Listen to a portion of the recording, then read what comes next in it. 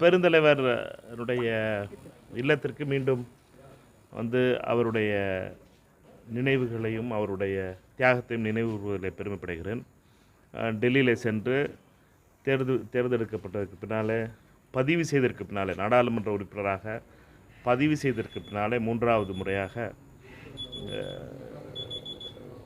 தலைவருடைய இல்லத்திற்கு வந்திருக்கிறேன். பெருந்தலைவருடைய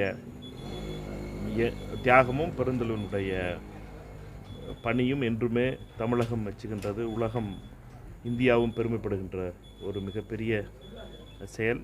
அவருடைய அந்த செயலாற்றுகின்ற விதமும் மக்களுக்காக அவர் தொடர்ந்து பணியாற்றிய விதமும் எங்களை போன்ற சாமானியர்களுக்கு மிக முக்கியமான உந்துதலை கொடுக்கிறது. அவருடைய ஆசியுடன் என்னுடைய நாடாளுமன்ற பணியை தொடங்குகிறேன்.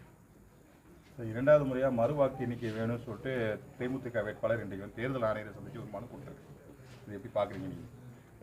ஒன்று என்ன கேட்டால், அந்த சின்ன பிள்ளை விளையாடுற கிரிக்கெட் கிடையாது. இது அழுதுகிட்டு போய் திருப்பி பேட்டிங் கொடுக்கணும்னு சொல்கிறது கிடையாது. இது வந்து தேர்தல் கமிஷனால் நடத்தப்பட்டு தெளிவாக நேர்மையான அதிகாரிகளால் வாக்கு எண்ணப்பட்டு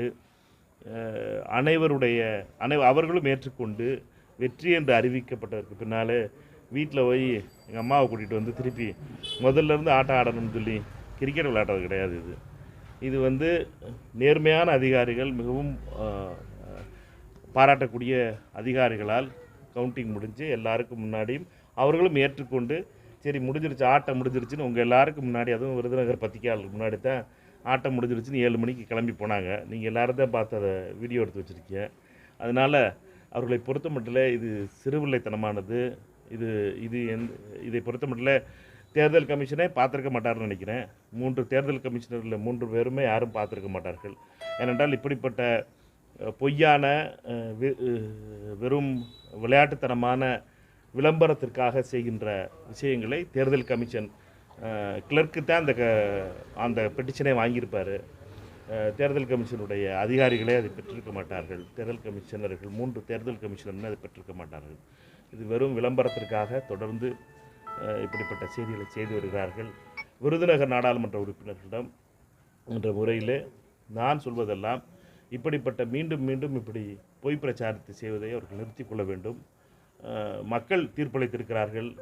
வெற்றி இந்தியா கூட்டணிக்கு கிடைத்திருக்கிறது. வெற்றி பெற்று எங்களை பொறுத்த மட்டும் இந்தியா கூட்டணி டெல்லியிலே எதிர்க்கட்சியாக அமர்ந்திருக்கிறது. இந்தியா கூட்டணியுடைய எதிர்க்கட்சி குரலாக விருதுநகர் தொகுதி மக்களுடைய நல்லதை செய்வது என்னுடைய பணியாக பார்க்கிறேன்.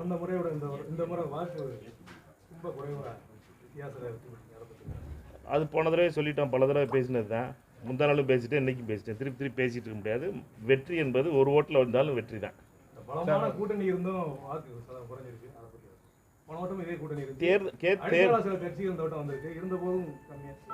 தேர்தல் கூட்டணி என்பது போவதும் வருவதும், ஜாதி அரசியல் என்பது வேறு, தேர்தல் கூட்டணி என்பது வித்தியாசமானது. அதனால் ஜாதி அரசியல் என்பது முன்னாலே தேர்தல் கூட்டணிகளிலும் சில பாதிப்புகள் ஏற்படும்.